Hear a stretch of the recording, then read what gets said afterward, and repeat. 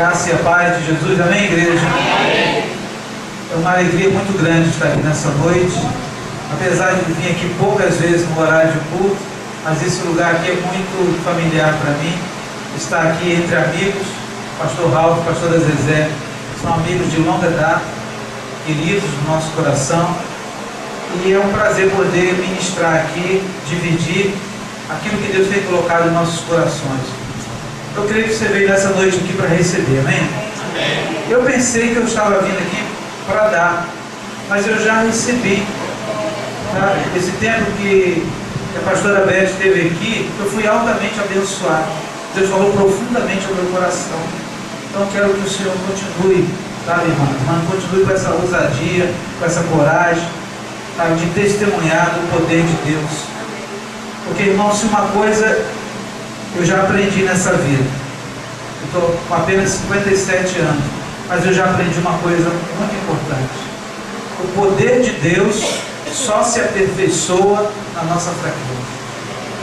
E eu não estou dizendo fraqueza de pecado, não é essa fraqueza, é a fraqueza de nós sabermos que não somos nós que somos a fonte, não somos nós que trazemos, mas é o Senhor que nos capacita, amém? Você entende assim também? Então nessa noite o Espírito Santo quer ministrar ao teu e meu coração uma palavra de crescimento, de expansão. Nós estamos às vésperas de um novo ano, uma nova chance, uma nova expectativa para a igreja do Senhor. Nós sabemos que a palavra tem dito para nós que nós teríamos tempos difíceis, é verdade. Não vamos ter moleza, desculpa a expressão, mas por outro lado, nós vamos ter realizações no Senhor. Porque aquele que vai chorando e semeando, ele volta com os feixes, o fruto. A irmã estava falando aqui do povo de Israel, né, da Palestina, do povo, do costume daquele povo. E aquele povo tem algo profundo na sua fé.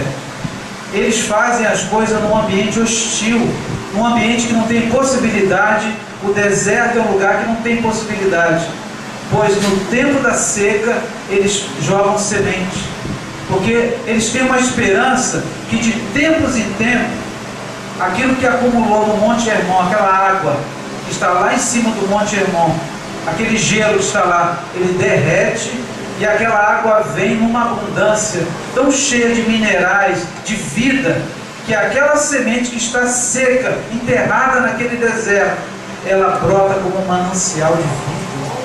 Flores enormes, legumes enormes, num lugar inóspito, num lugar que ninguém dá nada. Mas eles semeiam numa terra hostil, numa terra imprópria à razão humana. Mas depois de um tempo eles veem o fruto do seu penoso trabalho. Você crê também nisso? Amém. É assim que o nosso Deus age. É o poder de Deus se aperfeiçoando nas nossas limitações e fraquezas. Eu quero nessa noite começar a palavra aqui em Atos, no capítulo 9, no verso 31. Eu gosto muito desse texto e Deus fala muito comigo, e eu gosto de dividir esse texto com a igreja, porque ele quase que aparece aqui, sabe, como uma revelação no meio de uma história. O texto anterior está falando que Paulo, ele prega em Damasco, que ele vai em Jerusalém, e de repente o Espírito Santo faz uma pausa para trazer uma revelação tão tremenda para a igreja de Jesus. E eu quero que você leia comigo, que você escute essa palavra, que é por aqui que nós vamos começar a ministração dessa noite. Amém, igreja? Amém. E diz assim o texto, no versículo 31 do capítulo 9 de Atos. Achamos? Atos 9, verso 31. Ele está aqui escondidinho, mas ele vai ser revelado nessa noite para nós. E diz assim: a igreja,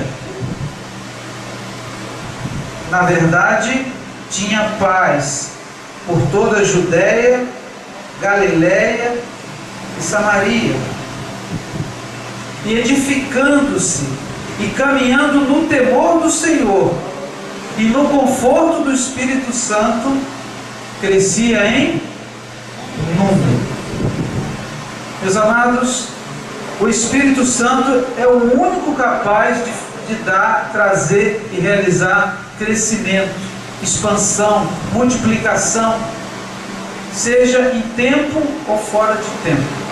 Essa é a especialidade do Espírito Santo, é fazer as coisas multiplicarem a partir de uma semente. Deus só precisa de uma semente. Deus só precisa de um homem ou uma mulher na brecha do muro, para Ele não deixar o inimigo entrar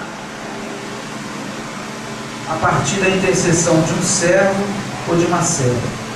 E o texto, ele fala que a igreja, ainda frisa que, na verdade, a igreja tinha paz. Meus irmãos, primeira coisa que nós temos que buscar, e a Bíblia diz isso: examine-se, pois, o homem a si mesmo. Muitas vezes nós nos examinamos muito na hora da ceia, né? Nós somos convidados a nos examinar na hora da ceia. Amém? É bom fazer isso, pedir perdão, ir ao irmão, à irmã, mas a palavra, o tempo todo, ela está mandando nos examinar, porque se nós não tivermos a paz de Cristo sendo o árbitro do nosso coração, toda e qualquer realização de Deus vai ficar paralisada na nossa vida. A igreja não pode fazer nada atabalhoadamente, correndo, fazer atividades, se ela não estiver debaixo da paz de Cristo, que ultrapassa todo entendimento humano de realizações. A igreja, ela precisa primeiro se examinar para ver se ela está dentro dessa ambiência da paz de Cristo. Porque essa paz, ela é necessária, porque Deus é quem realiza. Não somos nós, não é na nossa força, não é o nosso braço forte, como nós cantamos aqui, mas é no braço forte do Senhor que as coisas são feitas. Deus não vai nos cobrar performance de rendimento, de crescimento da sua igreja, se nós não estivermos debaixo da sua paz. Porque senão nós vamos achar que fomos nós que fizemos. Nós vamos achar que a nossa estratégia, o nosso esforço, o nosso suor, a nossa capacidade de agregar pessoas foi que fez. Isso tira todo o mérito nosso, porque toda honra e toda glória é do Senhor Jesus. Amém, igreja? Amém. Nós não podemos ficar com nada disso. Nós temos que ser como um espelho. Essa glória vem, nos alegra, nos ilumina, mas ela tem que voltar para o autor e consumador da nossa fé. Você entende assim, Deus? Amém. Eu também entendo dessa forma. O objetivo, o texto já explicitou para nós, é crescimento numérico. Pastor, mas está tão bom assim, né? A gente é pouquinho, a gente se conhece, a gente tem amizade, a gente tem coinonia, a gente almoça junto, a gente faz jejum junto. Amém? Mas, amados, seria um egoísmo muito nosso ficar com essa ambiência só para nós. Sabe, tem famílias ao redor daqui que estão precisando dessa paz, estão precisando dessa coinonia, desse ambiente de fé, sabe, de amor. Tem gente precisando disso.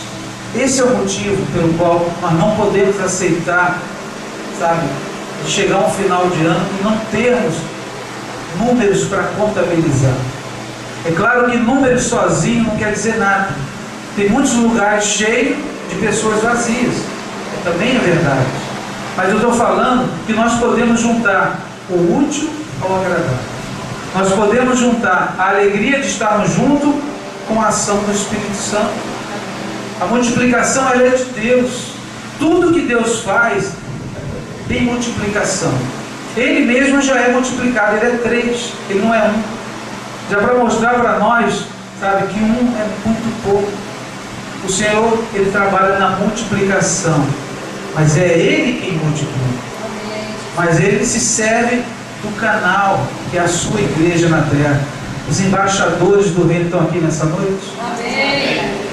Então, meus amados, precisamos trabalhar essa paz no nosso meio. Não pode haver contenda no nosso meio. Não pode haver disse-me-disse. Porque Deus quer mandar pessoas doentes, enfermas, arrebentadas, pessoas desiludidas com o sistema, pessoas com famílias quebradas, pessoas com família desestruturada. Então elas precisam de um ambiente de paz. E a primeira coisa que elas vão perceber é que tem paz. Às vezes a igreja tem muitas coisas para oferecer. Amém. A igreja tem que ter realmente muitas outras coisas. Mas a primeira coisa que atrai uma pessoa nesses dias, nesse tempo, é um lugar que vive em paz. Uma palavra tão pequenininha, mas, sabe, de um poder tão grande de atrair pessoas. As pessoas agora no final de ano, muitos vão se retirar. Amém. Quem pode, amém, vai. Leva a família, né? Porque elas querem paz. Claro que é uma paz momentânea, uma paz do descanso merecido, sabe? Mas existe uma paz que é maior do que essa. E que mesmo nós estando em paz, nós precisamos trabalhar essa outra paz no ambiente da igreja, no ambiente da congregação. O Espírito Santo move meu coração nessa noite, sabe, para cobrar, no bom sentido, um crescimento numérico. Sabe, isso não pode ficar no final da fila, não. Isso é prioridade de Deus. Além da igreja emanar amor, misericórdia, bondade, a igreja precisa crescer no amor, no conforto, como diz o texto aqui. Há um conforto do Espírito Santo. Quando nós começamos a querer isso, o Espírito Santo traz paz e conforto. Sabe por quê, queridos? Porque o Espírito Santo, ele trabalha dentro do ambiente que nós criamos, que nós geramos para ele poder trabalhar. É claro que o Espírito Santo pode trabalhar no caos. Ele também é especialista em trabalhar no início da criação, havia trevas. Mas o trabalho foi muito maior. Se o Espírito Santo encontra já um grupo ajustado em amor, em verdade, o rendimento vai ser maior. E nós não temos tanto tempo assim até a volta de Jesus. Nós precisamos otimizar o tempo. Nós não somos donos do tempo. Nós estamos dentro do tempo para mostrarmos rendimento para Deus. Então a igreja, essa igreja iniciante, essa igreja que estava no calor do Espírito Santo, essa igreja que estava no conforto do Espírito Santo, ela foi, sabe, arguída a buscar o crescimento. Tá bom assim, tá? Mas pode ficar melhor ainda. Porque, queridos, para que Deus criou a igreja se não para ser um grande hospital, uma grande escola? É tudo que as pessoas aí fora estão precisando, né? No Rio de Janeiro, então, quando se fala em hospital, a gente percebe, né, o quanto que faz falta na vida das pessoas ter alguém que cuide das suas feridas, das suas enfermidades. E a igreja de Jesus é esse lugar. Aqui continua sendo lugar de cura, amém? Amém. E não é só cura de dor de cabeça, não.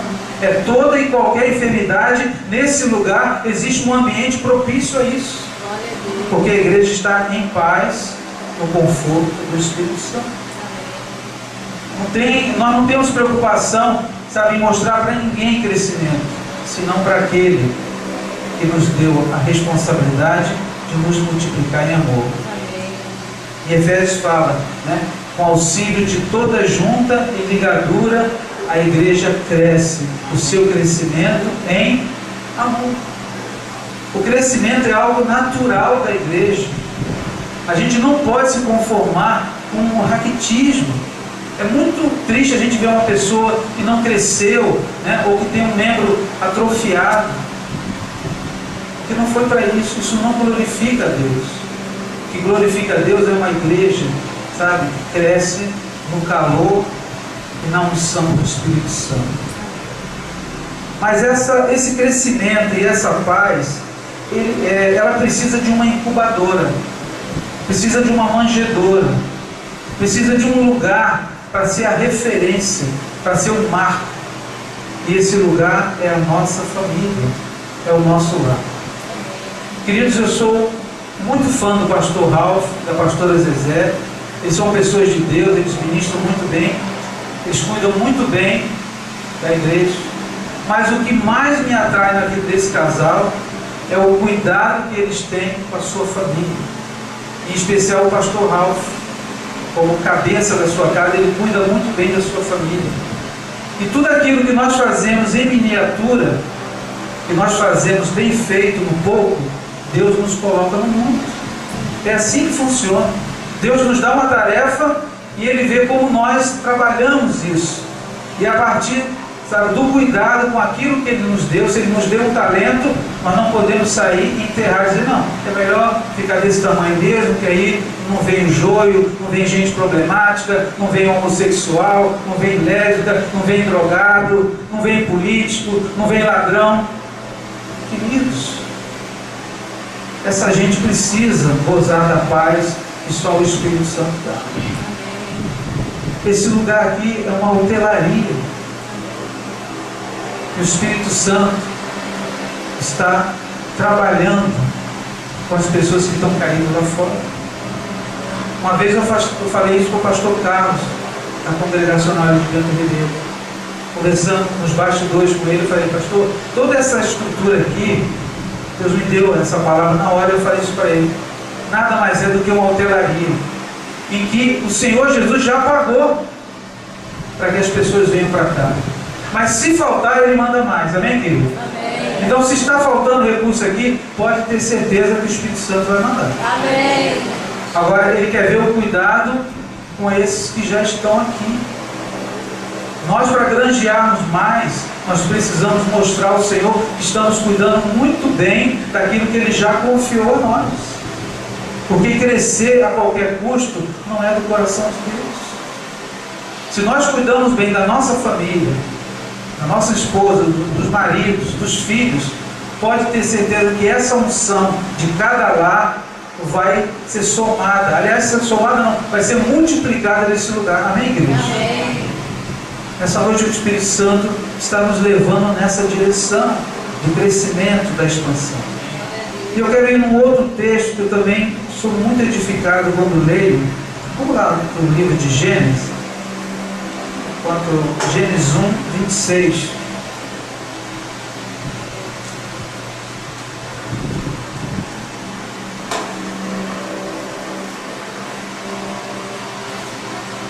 Esse Deus ele vai se revelando, né, ao longo das páginas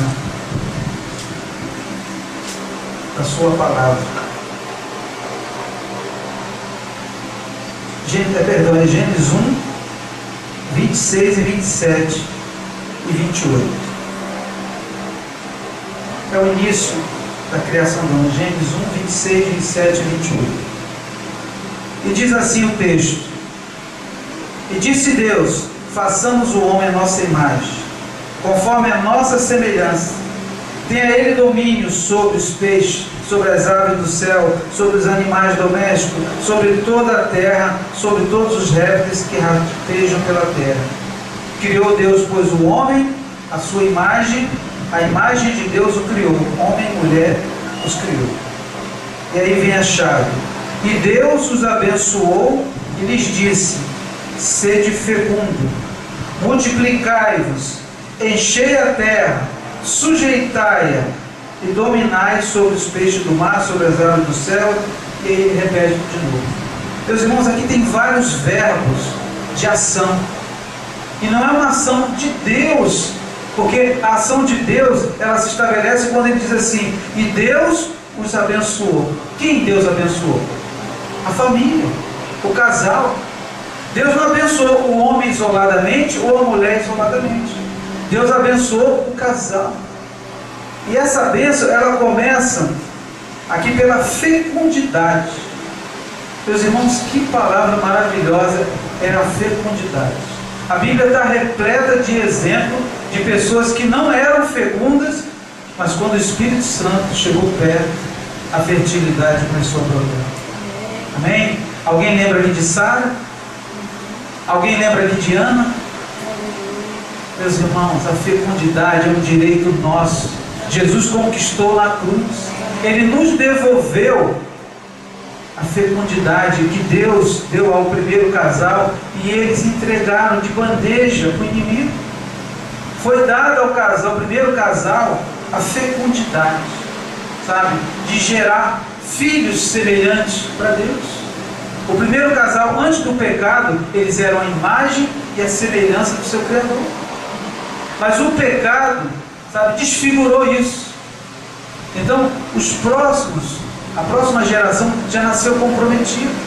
E o pecado foi se expandindo, crescendo, até que um dia Deus amou o mundo de tal maneira que mandou seu unigênito, para que todo aquele que nele crê não pereça, mas tenha vida eterna.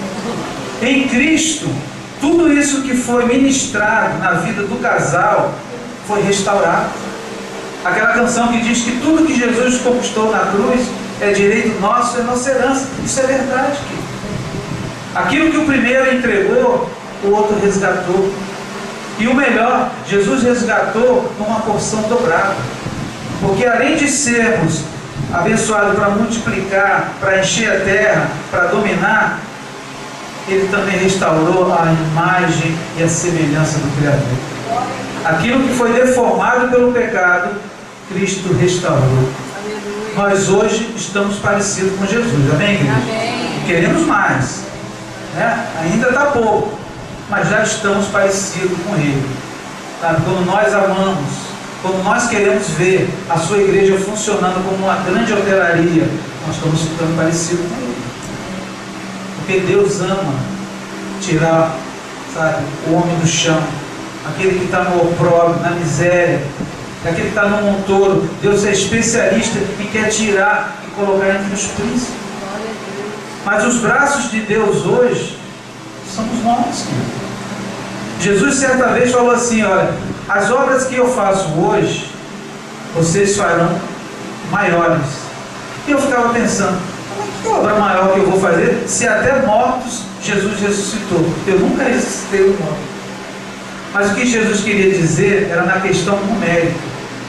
Naquele momento ele era um só para acudir todas aquelas multidões que estavam ali nas cercanias de Israel.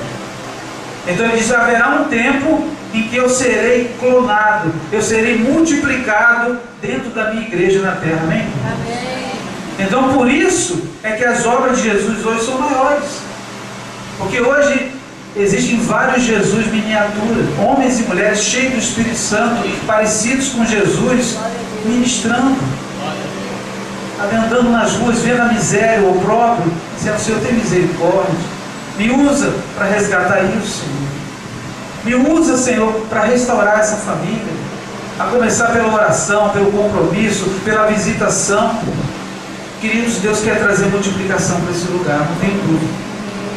Mas será que nós estamos fazendo o dever de casa?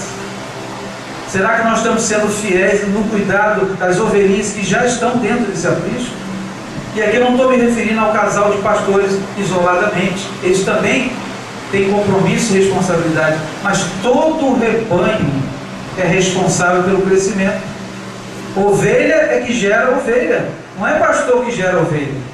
O pastor apacenta, cuida das feridas, né, dos machucados, mas quem multiplica é a igreja.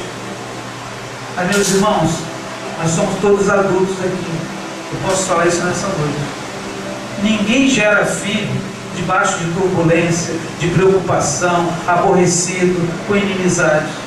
Um casal que vai para a cama desse estado mental não vai gerar nada, a não ser confusão, tristeza, agonia.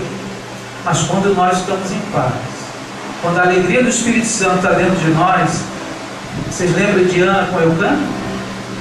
Quando eles estavam cheios do Espírito Santo, então nasce Samuel. Porque havia um ambiente de paz, havia um ambiente em que o Espírito Santo reinava naquele leito. E aí sim Samuel veio a existir. Então existem muitos Samuéis, me permitam usar essa expressão, que estão esperando, sabe, que nós nos ajuntemos em amor, em paz, em harmonia, sabe, apresentando a Deus: Senhor, está aqui, ó, o relatório, final de ano, todos aqueles que o Senhor confiou a nós estão de pé, estão sadios, se multiplicaram, as famílias melhoraram financeiramente, moralmente, espiritualmente. Nós não podemos, sabe, queridos, jogar essa ferramenta fora. Deus é Deus de estatística. Deus é Deus que cobra. E nós temos que respeitar esse princípio de Deus.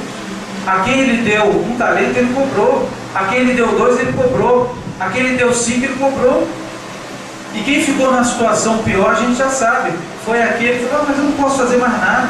Pastor, o que eu vou fazer? Já tenho mais de 50 anos, estou desempregado, estou doente. Como é que eu vou gerar filhos para Deus? Aí que vem o poder de Deus se aperfeiçoando na nossa família. Se fosse na nossa força, Sara nunca teria Isaac. Ana nunca teria Samuel. Se fosse na força, o João Batista não tinha nascido. Então, queridos, é esse poder que Jesus, sabe, nos deu de volta. Vamos lá em Mateus 28.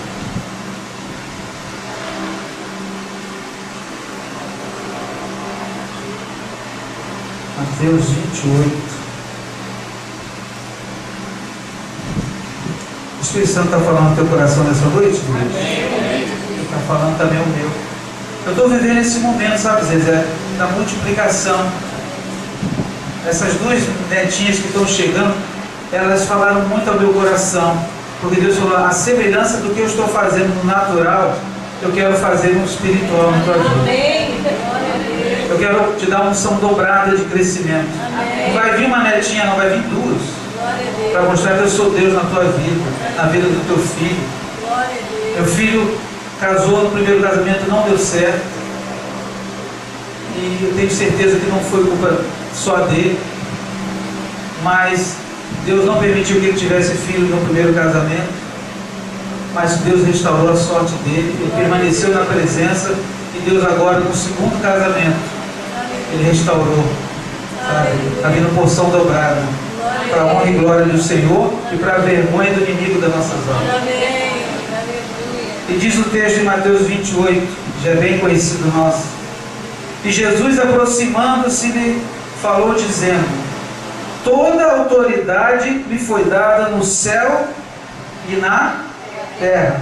Ide, portanto, e fazei discípulos de todas as nações, batizando-os em nome do Pai, do Filho e do Espírito Santo, e ensinando-os a guardar todas as coisas que eu vos tenho ordenado. E eis que estou convosco todos os dias até a consumação do século. Querido, esse id aqui não é um opcional, não é alguma coisa que eu posso decidir, não. Não quero fazer discípulo, quero só levar minha vidinha de crente. Não tem essa. Essa parte não nos foi permitido escolher. A parte aqui é ide, que em algumas traduções, né, diz assim, em indo fazer discípulo. Fazer discípulo em casa, nos filhos, fazer discípulo no trabalho, fazer discípulo na escola, fazer discípulo entre os vizinhos. Fazer discípulo não é algo que a gente tem que parar uma vida para agora eu vou começar a discipular. Não tem isso, querido. É indo no mercado, é indo no açougue. Quantas vezes nós gastamos tempo com açougueiro, com padeiro? Não, mas eles estão trabalhando. Queridos, uma semente, Deus só precisa de um grão de mostarda. Deus só precisa de uma palavra, de um olhar, de um afeto, de um carinho, de uma atenção para ele usar, querido. Se é uma coisa que as pessoas estão carentes nesse dia, é de carinho, é de amor, é de respeito. E só a igreja tem esses ingredientes na forma genuína. Amém. O mundo até tem, mas não tem na forma genuína. Porque o mundo, quando exerce essas coisas, exerce para a sua própria vaidade, para aparecer. Final de ano agora tem um monte de gente preparando brinquedo, comida, cesta básica para levar para pessoas. Mas a preocupação é momentânea. É jogar aquilo ali e ir embora com a sua consciência mais leve. Não é isso que Jesus está falando. É ir e fazer discípulo, se comprometer com a pessoa. A igreja está cheia de ferramentas. Esse dia eu estava ministrando lá em Camará, estava conversando com um discípulo antes de ministrar. Ele, pastor, eu fiz o curso de casados para sempre, agora eu vou fazer um outro curso de aperfeiçoamento, tal. Eu falei, amém, queridos. Pega essas ferramentas mesmo. Agora me responda uma coisa: o que você vai fazer com isso? Aonde você vai usar isso? Ou você vai botar só o diploma lá na parede e ficar feliz com o diploma? Não. Para que um curso de casado para sempre, se eu não estou preocupado com os casais da minha igreja, com os casais da minha família, com os casais da minha rua? Para que curso? Para que ferramenta? Se o meu coração não está genuinamente, sabe, apontando para o crescimento. Jesus disse: toda autoridade me foi dada. Meus irmãos, nós temos todas as ferramentas e tudo aquilo que nós precisamos para uma igreja saudável crescer, já nos foi dado. Aliás, nós somos a igreja mais ferramentada de todos os tempos. Nós temos até a internet para trocar mensagens, para colocar versículos bíblicos. Paulo tinha que montar num camelo, viajar quilômetros para falar do amor de Deus. Agora a gente pega um versículo aqui, copia e cola e joga lá. Meus irmãos, isso é uma ferramenta poderosa que essa igreja aqui que crescia no calor do Espírito Santo não tinha. Então, isso vai ser cobrado dessa geração. Nós somos a igreja mais municiada de todos os tempos. Nós temos televisão, nós temos rádio, nós temos internet, nós temos tudo que é veículos de massa para pregar o Evangelho. E ainda temos o nosso testemunho pessoal para se somar tudo isso. Amém, querido? Porque também de pouco vai adiantar toda esse ferramental se a minha vida não é um testemunho desse poder. Toda autoridade me foi dada nos céus e na terra. Para quê? Para que ele jogasse toda essa autoridade na vida da sua igreja. Meus irmãos, nós somos indesculpáveis na presença de Deus. Toda autoridade, não faltou nada. Ele podia dizer: alguma autoridade me foi dada, aliás, toda me foi dada, eu vou dar alguma autoridade para vocês. Não. Toda autoridade me foi dada nos céus e na terra. Então, o que vocês precisam agora é se multiplicar. Mas não é se multiplicar vocês, é multiplicar o Jesus que vocês aprenderam a respeitar, a conhecer. Ele diz aqui embaixo no texto: ensinando-os. Ensinando a quem? As pessoas que nós vamos discipular. A guardar todas as coisas que eu vos tenho aconselhado. Não é os conselhos de Jesus que as pessoas estão precisando para serem discípulos. É das ordenanças do que Jesus falou. Se alguém te pede para andar uma milha, manda duas. Se alguém te pede a capa, dá a túnica. É isso que Jesus está falando. A igreja só vai crescer na unção do Espírito Santo se ela obedecer essas ordenanças. E não só obedecer, mas ensinar as pessoas a fazer. O nosso primeiro compromisso na congregação é ensinar a saber. É o que nós estamos fazendo aqui. Eu sei que essa igreja sabe de tudo isso, mas o que o Espírito Santo quer nessa noite é dar um gás desse conhecimento. Porque a gente vai se acomodando. Tá bom, né? Porque Pedro falou: Senhor, já que veio Elias, veio Moisés, deixa eu fazer 3 tendas para a gente ficar aqui nessa unção, nessa graça. Para que o Senhor vai morrer na cruz? Para que a gente vai se embaraçar com os romanos, com os judeus? Vamos ficar aqui, vamos fazer 3 tendas. À vontade. Quando a gente está na unção, quando a gente está no conforto do Espírito Santo, a gente quer ficar só nisso.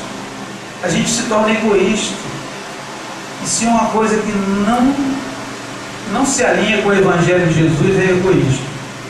Tudo que Deus faz é para abençoar. O propósito dessa igreja estar aqui é para abençoar cada uma das vidas que estão aqui. E essas cadeiras que ainda estão vazias, sabe, que vão ser cheias para a honra e glória de Jesus. Amém? Amém. Você crê nisso? Amém. Agora há pouco eu falei de deserto. O povo judeu joga semente no deserto, no calor escaldante do meio-dia. Eles têm coragem de pegar uma semente que eles compraram a um preço alto e jogam ali naquela terra seca, naquela poeira, porque eles sabem que uma hora o Espírito Santo vai mandar as águas do Negueb e vai inundar aquele lugar. Esse lugar pode estar momentaneamente, sabe, faltando pessoas, mas Deus quer e vai fazer isso. Agora a igreja precisa entrar, sabe, em trabalho de parto. A igreja precisa pegar a unção de Ana e dizer: Senhor, eu quero um filho. mas o meu propósito é para a tua glória. Eu não quero um filho só para mostrar para a minha rival, para a igreja do lado, que nós agora estamos crescendo também. Não, essa não é a motivação. Deus não trabalha com rivalidades. Deus trabalha quando Ele percebe que a igreja, ela quer entregar o fruto do seu penoso trabalho para Ele. Então não tem como uma igreja não crescer quando ela oferece ao Senhor a honra e a glória desse crescimento, querido. Isso tem que nos incomodar. Nós temos que ir para casa, sabe, desafiados nisso, e buscar estratégia em Deus. A palavra está cheia de estratégias de como fazer o crescimento. A primeira coisa a gente já sabe, é a unção do Espírito Santo. A segunda é obedecer aquilo que Jesus falou. Mas existem outras coisas que a igreja tem que fazer em amor, na comunhão, na estratégia com o seu pastor, com a sua pastora. Ninguém está velho demais para deixar de fazer discípulo. Isso ultrapassa o limite de idade, ultrapassa o limite emocional. Mas pastor, não tem mais motivação. Tem que ter, porque é mandamento. Você não tem opção. Ou você faz discípulo, ou você está em desobediência. E quem está em desobediência não vai usufruir da mesa do Pai. Deus é Pai dos filhos da obediência. Os filhos da desobediência têm um outro Pai, que nós sabemos quem é. Mas os filhos obedientes, eles sentam na mesa, eles desfrutam melhor, e o inimigo fica lá de longe contemplando, com raiva, porque eles obedeceram. Eles têm direito de sentar à mesa e comer o melhor dessa mesa. A irmã Beth falou disso aqui. Aleluia. Então, meus irmãos, a igreja precisa reagir, a igreja precisa agir, sabe, para que esse termômetro do crescimento comece a subir. A temperatura desse lugar precisa subir. O pastor Ralf começou a oração aqui, sabe, em brados de vitória, trazendo a presença de Deus para esse lugar. Mas essa ação não é só dele, é de cada um de nós que estamos aqui nessa noite, em especial a congregação que reside aqui. Então 2020 está aí batendo as portas. Nós temos que dar uma resposta para esse novo ano, amém? Amém. Projetos e planos. A palavra de Deus diz que o coração do homem pode fazer plano. E eu vou mais longe, pode e deve fazer plano. Mas apresentar esses planos na presença do Senhor, para Ele dizer sim, não, espere, ou então modifica isso, ou modifica aquilo. Mas sem planos, Deus não age. Porque essa parte é nossa. Ser fecundo, multiplicar, encher a terra, dominar, é uma ação do homem.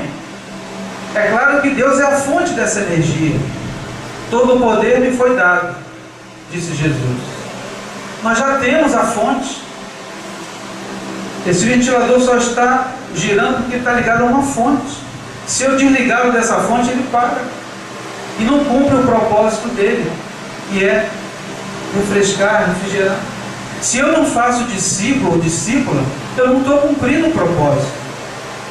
Então, se essa energia está sendo desperdiçada, e a gente sabe muito bem que a energia é muito cara, nós não estamos mais deixando luz acesa na nossa casa toda. Então, nós não estamos deixando mais a televisão lá sozinha na sala. Por quê? Porque dói no nosso bolso. E Deus, quando vê a sua energia sendo mal usada, Ele vai lá e desliga a tomada, querido. Então, se você não é produtivo, se você não está dando fruto, vamos lá nesse texto, João 15, vamos abrir? Para a gente já ir fechando a palavra dessa noite. Queridos, o Espírito Santo está trabalhando nos nossos corações essa noite. Quem tem ouvidos,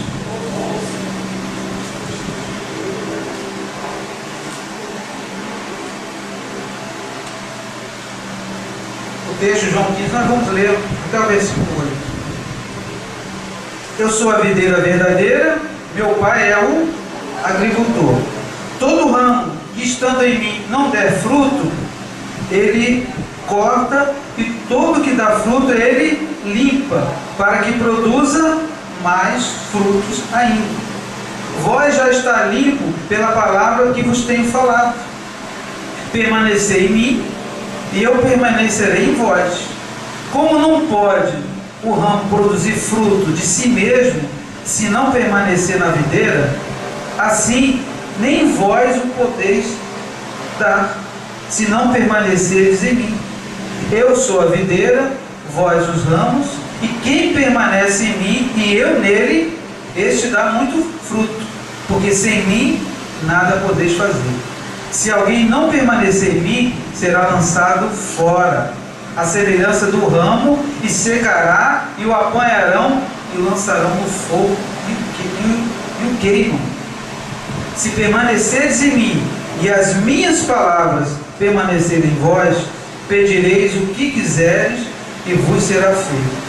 Nisto é glorificado o meu Pai, em que deis muito fruto, e assim vos torneis meus irmãos. Uma coisa está totalmente ligada com a outra. Eu não posso dizer que sou discípulo de Jesus, sabe, e não ser fecundo, de ter um útero seco, espiritualmente falando, sabe, não fecha a questão. Para ser discípulo de Jesus tem que haver multiplicação. O texto aqui, sabe, não precisa exegese, não precisa um grande estudo. O próprio texto, ele vai explicando essa questão. Deus é o agricultor. Todo agricultor, quando ele joga uma semente, ele espera o quê? Que não cresça? Que cresça só 30? Não. A expectativa dele é de 60 a 100 por um, no mínimo. Ninguém planta, pode ser que dê, pode ser que não dá, não. O agricultor é uma das profissões que mais exigem fé natural. E nós podemos pegar essa fé natural do agricultor e trazer para a nossa vida, porque Deus se compara, né, de uma forma para nós entendermos a natureza dele. Ele diz que ele é um agricultor, então ele não joga a semente para perder, né? Não tem um ditado que diz, fulano não joga para perder. Deus também não. Deus pegou a única oferta, a única semente que ele tinha de qualidade e jogou nesse deserto aqui, ó. Mas hoje ele está colhendo a tua vida e a minha, amém, queridos? Amém. Essa semente multiplicou, mas não para em nós. Aí que está a virtude do Evangelho. Esse crescimento não para em nós, porque se parar em nós, nós não estamos cumprindo o propósito. E aí ele diz aqui muito claramente: eu sou a videira, vós os ramos, quem permanece em mim e eu nele, esse dá muito fruto. Porque se não der fruto, o Pai vem e limpa, e poda. Não tem jeito, meus irmãos. Mas Deus não é amor? É. Mas Ele vela pela sua palavra para cumprir. Se Ele diz que tem que fazer discípulo, é uma condicional. Não há desculpa. Se a gente é novo, se é velho, se está doente, se está animado, se não está, se tem dinheiro, não tem dinheiro. Meus irmãos, toda autoridade, todo o poder está à nossa disposição. Se nós apresentarmos a Deus a nossa causa, Senhor, eu quero cuidar dessa família, quero cuidar desse meu colega do trabalho, quero cuidar dessa minha amiga da escola, pode ter certeza que Deus vai mandar tudo o que você precisa para cuidar dessa vida. Não tem jeito, meus irmãos. No jardim de Deus tem que ter crescimento. Só no jardim do inimigo é que tem morte. No jardim de Deus tem vida, e vida com abundância. O Espírito Santo, ele é um dínamo, ele é uma fonte de energia.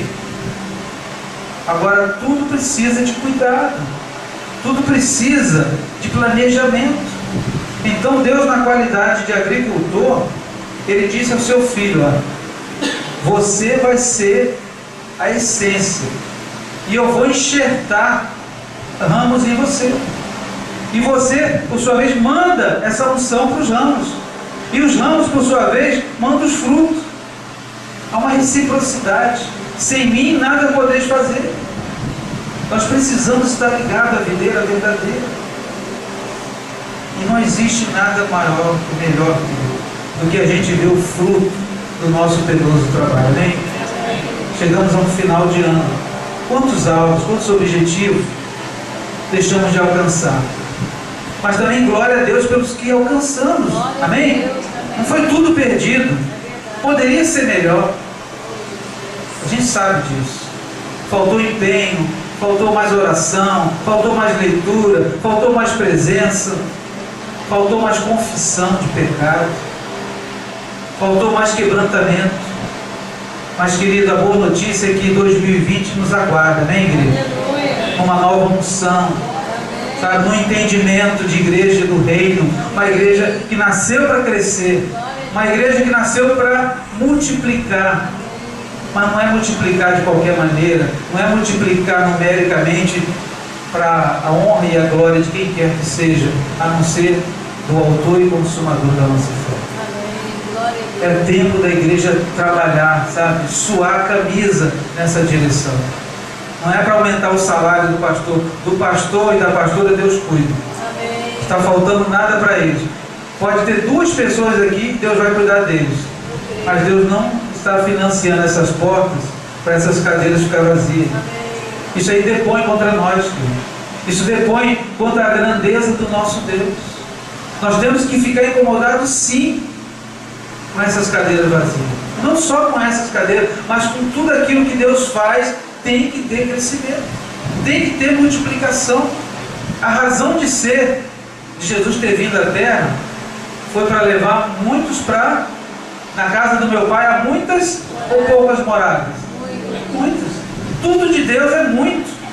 Deus não trabalha no pouco, quem trabalha no pouco é o diabo, que tem um pouquinho de tempo só para continuar fazendo a sua farra. Mas daqui a pouco a igreja do reino vai se levantar e vai pisar, e vai dominar, e vai retirar os caídos e prostrados das ruas. Nós não precisamos só de uma mudança de presidência, de ministro, de metodologia, de democracia. O que nós precisamos é amar aquilo que Jesus ama, é cuidar daquilo que Jesus cuida. Pedro negou Jesus 3 vezes, mas num dado momento Jesus falou: eu vou aproveitar esse momento de fraqueza de Pedro e vou aperfeiçoar o meu poder nessa fraqueza dele. E Jesus chama Pedro e fala assim: Pedro, tu me ama mesmo? Não, Senhor. Mas tu tens certeza que tu me amas, Pedro? Senhor, tu sabes de todas as coisas. Aí sim, tu sabes. E aí Jesus fala: então, já que eu sei, cuida dos meus cordeirinhos, cuida das minhas ovelhas. Meus irmãos, não existe prova de amor maior para Deus do que a gente cuidar dos seus pequeninos, a começar de dentro da nossa casa, a começar dentro da casa que Deus nos fez congregar. Quer provar a Deus que você o ama? Tem várias formas, mas essa é a que mais mexe com o coração de Deus. Porque ele disse para Pedro: Pedro, se tu me amas, cuida dos meus cordeirinhos, que aí eu vou aferir esse teu amor. Porque cuidar de cordeirinho não é tarefa fácil. Eu nunca fui pastor de ovelhas, naturalmente falando, mas como a Bíblia nos chama, né, de pastores de ovelha, a gente sabe que não é fácil cuidar de vidas, principalmente quando a pessoa vem cheia de problema, vem cheia de vícios, vem cheia de traumas, né? A pastora Zezé que sabe muito bem, né, quando cuida das pessoas, da alma das pessoas. As pessoas vêm arrebentadas. O diabo não entrega ninguém pela metade, ele entrega arrebentado, ele pisa em cima, ele passa o trator, agora leva.